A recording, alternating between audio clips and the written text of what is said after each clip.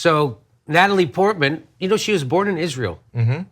And she's very proud of it, and she's very proud of Israel, and she's a supporter, except they were going to give her this prize, the Genesis Prize, and she said, I'm not going to go because of, you noticed that they were picking off peaceful protesters with sniper fire, and immediately they went after her. So here's Natalie Portman has fallen into the hands of BDS supporters, says the Israel cultural minister. So it can't be that she actually looked at the situation and made a decision.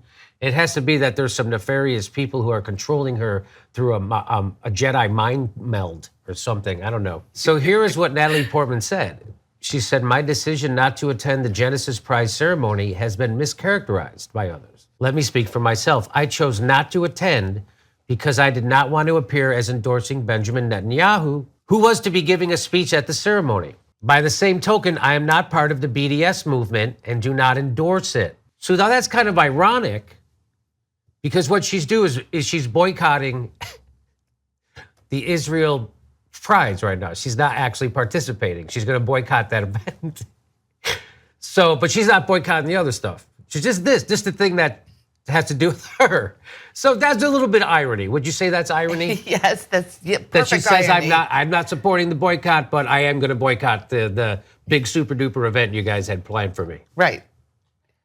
So she said it was because she doesn't like Netanyahu. Like many Israelis and Jews around the world, I can be critical of the leadership in Israel without wanting to boycott the entire nation. I treasure my Israeli friends and family, Israeli food, books, art, cinema, and dance. Israel was created exactly 70 years ago as a haven for refugees from the Holocaust. But the mistreatment of those suffering from today's atrocities is simply not in line with my Jewish values. Because I care about Israel, I must stand up against violence, corruption, inequality, and abuse of power. Please do not take any words that do not come directly from me as my own. This experience has inspired me to support a number of charities in Israel. I will be announcing them soon, and I hope others will join me in supporting the great work that they are doing. So I just find that super ironic all the way through there. She's telling you why she's boycotting this event, which, by the way, this event is considered the Israel's version of the Nobel Award. Yes, that's right. It's $1 million prize. Yes. And I think she won. She got the prize. She's just not going to the ceremony. I think she got the prize. And I don't find it to be that inconsistent. So she's not in favor of the general BDS movement where you boycott everything Israel, but she's boycotting this particular event. Yes. And it's a statement. It's in this instance, she's making a very public statement that she does not support the current right-wing Israeli government policies.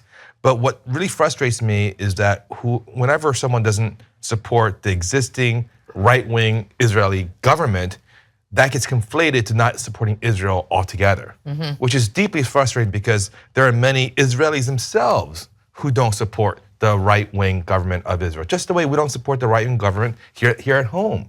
Doesn't mean that I don't support America or I want America to be destroyed.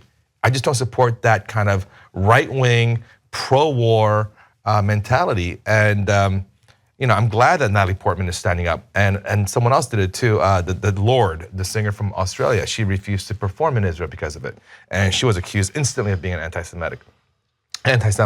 So again, my frustration with the politics around the issue of Israel and the BDS movement is the conflation of two totally separate things. Yes. Not supporting a particular right-wing government versus not supporting the country, the state, and a haven for the Jewish people. So this was in the article, which I found this was interesting, and this is one of my pet peeves. The Genesis Prize Foundation canceled the prize ceremony, saying in a statement that its organizers fear that Ms. Portman's decision will cause our philanthropic initiative to be politicized, something we have worked hard for the past 5 years to avoid. Okay, just so you guys know, there is no such thing as being non-political. There is no such thing. Because if Natalie Portman were to go to that event and receive that prize, she would be exactly what she said, seen as endorsing the current situation and Netanyahu in Israel.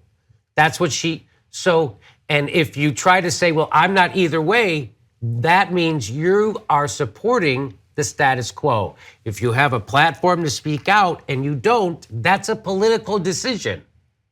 So them trying to say that this prize is non-political, there's no such thing as something being non-political. If you want your if you want your kid to go to a good, decent school, that's politics. If you want to be able to see a doctor when you're sick without going bankrupt, that's politics. If you want to be able to see a doctor when you get sick, that's politics. If you want the pothole fixed in front of your house, that's politics. So there's no such thing as being not political. If you say, I've seen other comedians say, well, I'm not political. I do jokes about submarine sandwiches and ice cream. Yeah, that's a political decision. You're making a decision not to talk about what's happening right now so you don't offend anybody, which means you are propping up the status quo. If I was a comedian in 1936 Germany and I was doing my stand-up act and it consisted of, hey, dating's crazy, huh?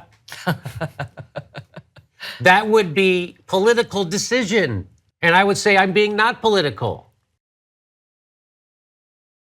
Are you sick and tired of corporate Democrats as much as we are? Do you think we can have what the rest of the world has? Then come watch the Aggressive Progressives with us on the Young Turks Network.